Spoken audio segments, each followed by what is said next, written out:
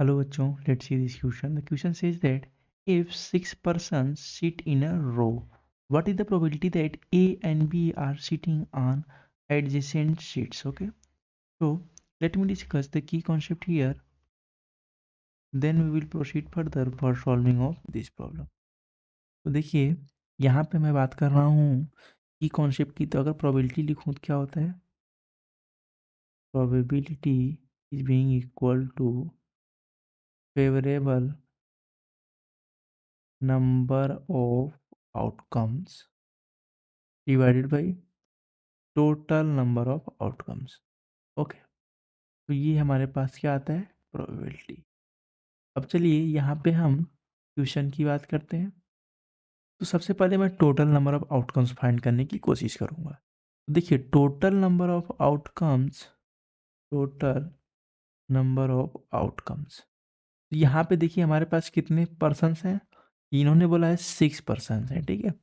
तो हम यहाँ पे क्या करेंगे? 6 पर्सन्स को एक रो में सीट कराते हैं, ठीक है। तो देखिए यहाँ पे हमारे पास 6 पर्सन्स हो गए, ठीक है। ले मान लीजिए A B C D E, okay, and F, ये हैं। अब इनको रो में अरेंज करना है ऐसे ऐसे, ठीक है। तो अगर मैं ए प्लेस पे रखूं, ठीक है, ए प्लेस पे कौन कौन बैठ सकता है? ठीक है, मान लीजिए सारे के सारे ये प्लेसेस इम्प्टी हैं, ठीक है, अभी कोई किसी भी प्लेस पे नहीं बैठा हुआ है, ठीक है, कोई नहीं बैठा हुआ है, सारे प्लेस खाली हैं। तो इस प्लेस, फर्स्ट वाले प्लेस पे कौन कौन बैठ सकता है? 6 लोग हैं, 6 में से कोई भी एक बैठ सकता है, ठीक है। तो इस प्लेस पे बैठने के कितने तरीके हो सकते हैं? ए बैठेगा, बी बैठेगा, सी बैठेगा, डी बैठेगा, अप टू एफ बैठेगा। 6 लोग बैठ सकते हैं। तो यहाँ पे इसके हो गए 6, ओके, 6 वेज। तो मान लीजिए ए बैठ गया यहाँ पे, ठीक है। अब ए बैठ गया, टोटल 5 लोग बचे।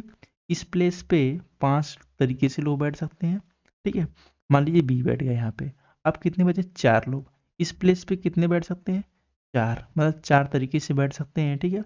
तो ये मान लीजिए सी बैठा, ठीक है। अब यहाँ पे 3 तरीके से बैठ सकते हैं, डी बैठ गया, और यहाँ पे हमारे पास दैट इज ई बैठ गया, और 2 तरीके से बैठ सकते हैं, और सिंगल बचा है एफ, तो इसको यहीं बैठना पड़ेगा, ठीक है। तो यहाँ पे अगर मैं वेज की बात करूँ तो क्या हो जाएगा? 6 × 5 4 3 2 1, इसको हम लिख सकते हैं 6 फैक्टोरियल, ठीक है। तो यहाँ से अगर सीधा सीधा बोला जाए कि अगर n पर्सन्स हैं, दे आर सिटिंग इन अ रो, और इनका अगर अरेंजमेंट करना है तो वो n फैक्टोरियल से हो जाएगा, ठीक है। तो ये चीज़ हम आगे अभी यूज भी कर देंगे, डायरेक्टली हम उसको, इस कॉन्सेप्ट को यूज करेंगे। देखिए कैसे। अब देखिए, ये तो हमारे पास टोटल नंबर ऑफ आउटकम्स आ गए, ठीक है, 6 फैक्टोरियल, जो कि हम यूज करेंगे। अब आइए फेवरेबल पे, फेवरेबल की बात करते हैं। तो इन्होंने क्या कहा है कि 2 पर्सन्स ऐसे हैं जो एडजेसेंट में सीट कर रहे हो, ठीक है। तो देखिए इसको कैसे सॉल्व करेंगे। यहाँ पे मान लीजिए हमारे पास क्या है कि ए और बी, ये दोनों ऐसे हैं जो एक साथ बैठना चाहते हैं, ठीक है।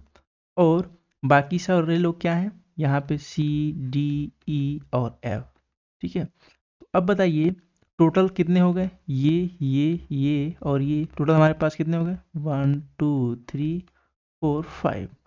अगर इनको अरेंज करना है, ठीक है, तो अरेंजमेंट के लिए अगर मैंने आपको क्या बताया था, यहाँ पे 6 फैक्टोरियल आया था, टोटल डब्बे कितने थे? 6 थे। अब यहाँ पे देखिए टोटल कितने हैं? 5। तो फेवरेबल क्या आ जाएगा? 5 फैक्टोरियल। अभी एक ट्विस्ट और है इसमें, क्या? वो ट्विस्ट ये है कि ये जो दो बैठे हुए हैं एक जगह पे, एक जगह पे नहीं, एडजेसेंट में ऐसे बैठे हुए हैं, ठीक है। ये भी तो अपनी पोजीशन एक्सचेंज कर सकते हैं। कैसे? ए की जगह बी आ जाए, बी की जगह ए आ जाए। तो 2 तरीके से ये भी जो है 2 फैक्टोरियल से अपनी पोजीशन एक्सचेंज कर सकते हैं। ये हमारे पास आ गया फेवरेबल। चलिए प्रोबेबिलिटी लिख लेते हैं। तो मैंने अभी आपको बताया था प्रोबेबिलिटी क्या होती है? Favourable divide by total. Favourable क्या है? 5 फैक्टोरियल इंटू 2 फैक्टोरियल, यहाँ क्या है?